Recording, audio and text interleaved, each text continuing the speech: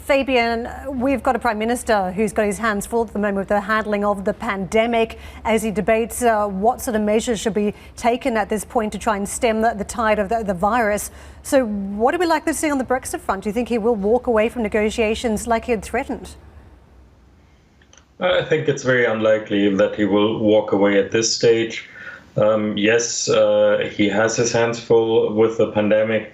And yes, we are under time pressure because the UK didn't want to extend the transition period.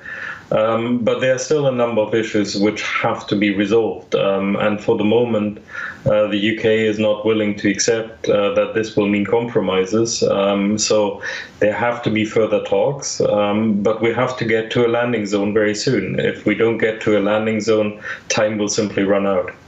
You point out in your research that fisheries, a deal is feasible. It doesn't seem like it. This has been an area where there's been so much infighting. How does fisheries get solved?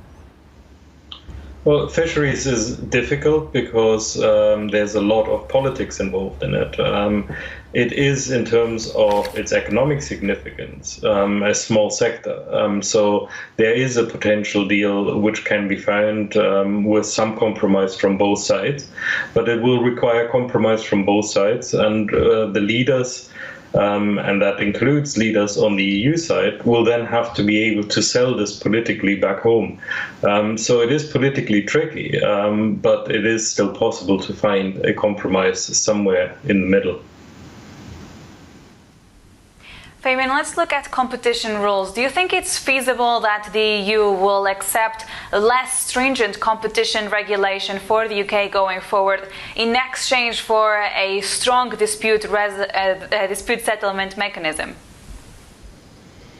I think what the EU is looking for, and this has been on the EU agenda right from the beginning of these negotiations, is safeguards to make sure that the UK does not use competition rules, does not use the environmental and labour standards as a way of undercutting standards in the European Union. So there has to be a strong safeguard.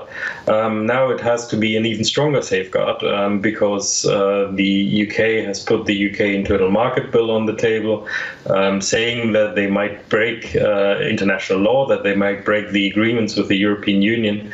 So what European leaders are now looking for is an assurance that the UK will keep to these rules in the long term, and that means we have to have strong dispute resolution, and there will be the threat hanging over the economic relationship that it might be terminated at any point, even if we do get a deal.